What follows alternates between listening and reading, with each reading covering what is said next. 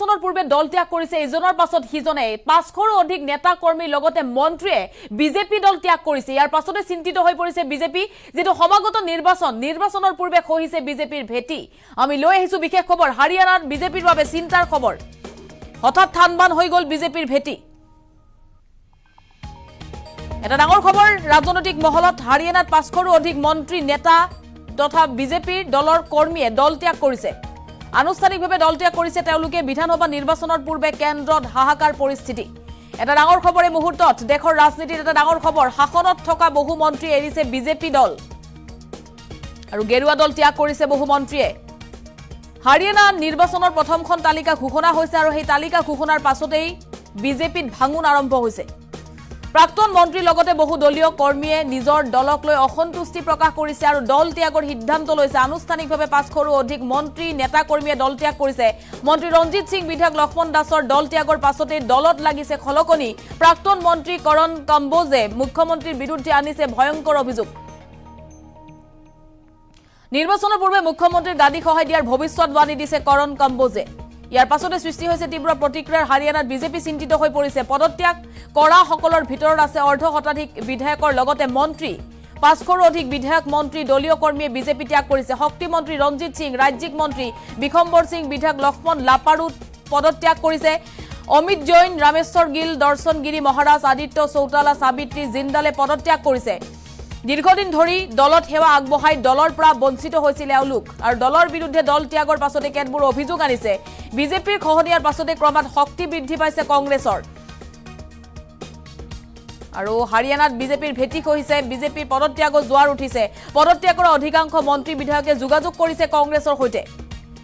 নিৰ্বাচনৰ পূৰ্বে কংগ্ৰেছত আনুষ্ঠানিক যোগদানৰ সম্ভাৱনা আছে বিজেপিৰ বহু মন্ত্ৰীয়ে বিজেপি দল ত্যাগ কৰিছে খুদ মন্ত্ৰীয়ে বিজেপি ত্যাগ কৰিছে যাৰ বাবে এতিয়া কেন্দ্ৰত ব্যাপক জোকাৰণি সৃষ্টি হৈছে বিজেপি মহলত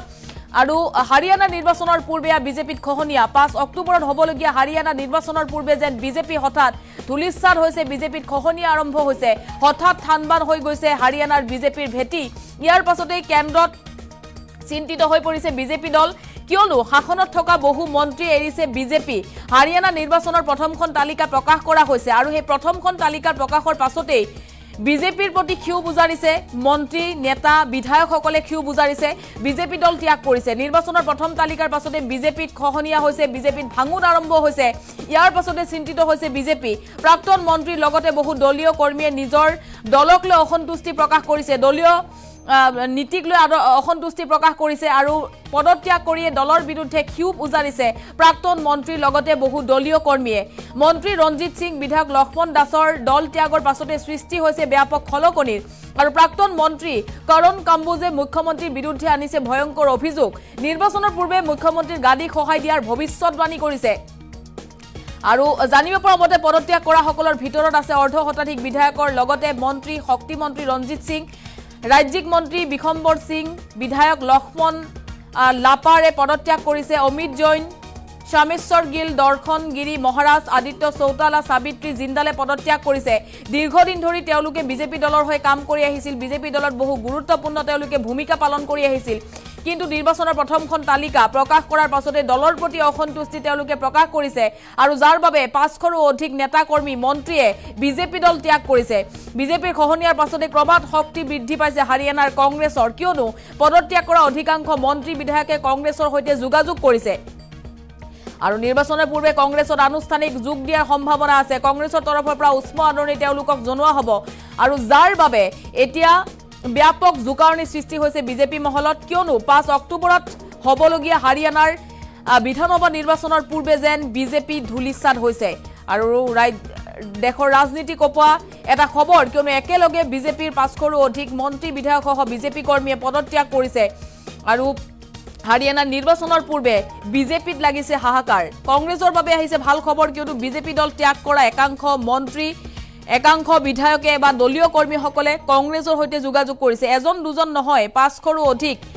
নেতা কৰ্মীয়ে বিজেপি দল ত্যাগ কৰাৰ তেওঁলোকে সিদ্ধান্ত গ্ৰহণ কৰিছে আৰু হাৰিয়ানাৰ বিজেপিত ব্যাপক জোকাৰণিৰ পাছতে কেন্দ্ৰীয় বিজেপিত সৃষ্টি হৈছে জোকাৰণি যেহেতু সমাগত হাৰিয়ানাৰ নিৰ্বাচন আৰু হাৰিয়ানাৰ নিৰ্বাচনৰ পূৰ্বে এয়া বিজেপিত পদত্যাগৰ জোৱাৰ উঠিছে বিজেপিৰ ভেটি খোৱা দেখিবলৈ পোৱা গৈছে। ইজনৰ পাছত আনজনে বিজেপি দল ত্যাগ কৰিছে আৰু তাৰ পাছতে সৃষ্টি হৈছে তীব্ৰ প্ৰতিক্ৰিয়া। চিন্তিত হৈ পৰিছে বিজেপি। নিৰ্বাচনৰ পূৰ্বে ধুলিচাল বিজেপি আৰু বিজেপি দিয়া ভয়ংকৰ খহনীয়া দেখিবলৈ পোৱা গৈছে। এজন দুজন নহয়, প্ৰাক্তন মন্ত্ৰী, বৰ্তমানৰ মন্ত্ৰী, বিধায়ক, লগতে শীৰ্ষ নেতা কৰ্মীয়ে পদত্যাগ কৰিছে আৰু এই লোকসকলে বিজেপি দলৰ দীৰ্ঘদিনৰ পৰা সেৱা আগবঢ়াই আহিছিল, বিজেপিৰ হৈ কাম কৰি আহিছিল। কিন্তু হঠাৎ দলৰ প্ৰতি অসন্তুষ্টি হৈছে, মোহভংগ হৈছে বিজেপিৰ প্ৰতি মোহভংগ হৈ কংগ্ৰেছৰ প্ৰতি তেওঁলোক আকৃষ্ট হোৱা দেখিবলৈ পোৱা গৈছে। আৰু জানিব পৰা মতে এওঁলোক বিজেপি ত্যাগ কৰি বহু নেতা মন্ত্ৰীয়ে কংগ্ৰেছৰ সৈতে যোগাযোগ কৰিছে আৰু হাৰিয়ানাৰ কংগ্ৰেছৰ বাবে আহিছে ভাল খবৰ। নিৰ্বাচনৰ পূৰ্বে একাংশ লোকে কংগ্ৰেছত যোগ দিয়াৰো সম্ভাৱনা আহি পৰিছে। এই মুহূৰ্তত আমাৰ হাতত মন্তব্য আহি পৰিছে, মন্তব্য শুনক।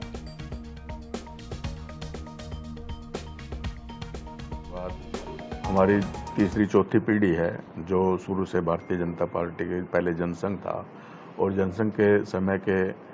हम इस पार्टी में हैं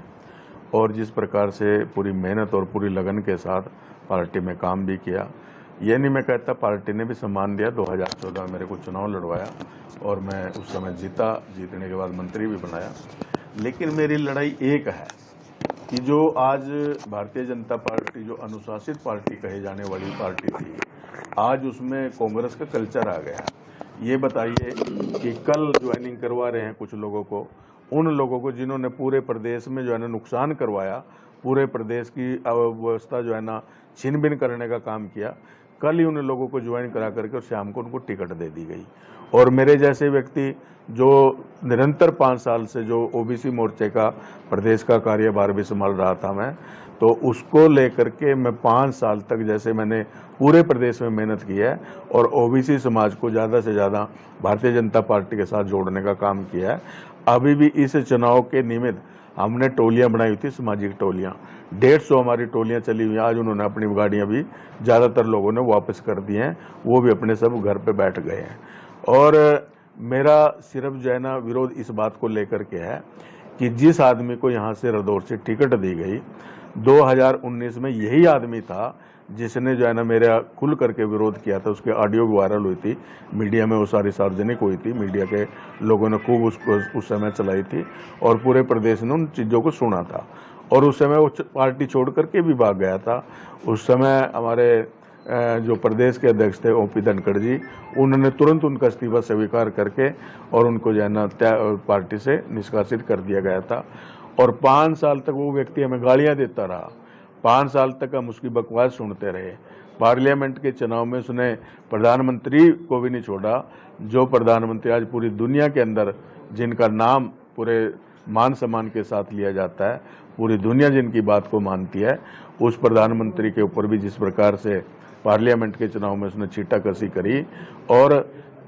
उसके बावजूद भी बाद में पार्लियामेंट के चुनाव के बाद उसको ज्वाइनिंग करा करके उसको पार्टी का टिकट देना, ये हमारे यहाँ के कार्यकर्ताओं के साथ अन्याय है। अगर राजपूत बरादरी को टिकट देना था तो हमारे पास बहुत अच्छे अच्छे कैंडिडेट राजपूत बरादरी से भी थे और अगर उनको टिकट देते तो हम खुल करके तन मन धन से उनका सहयोग करके और उनको यहाँ से जितवाने का काम करते। लेकिन पार्टी ने जो गद्दारों को टिकट देने का काम किया, ये बिल्कुल बर्दाश्त नहीं होगा। इसका हम जो है ना खुल करके जहाँ तक भी हमें कोशिश होगी, हम ये सारे का सारा जो है ना खुल करके विरोध करके और जो है ना उसका विरोध करके उसको हरवाने का। आपने वर्कर्स की मीटिंग बुलाई थी, क्या फैसला दिया गया? फैसला लग गया जी, इंडिपेंडेंट लड़ूंगा, जनता का फैसला था, इनका फैसला मान दिया। मेरे ही हल्के के सब मालिक ये है।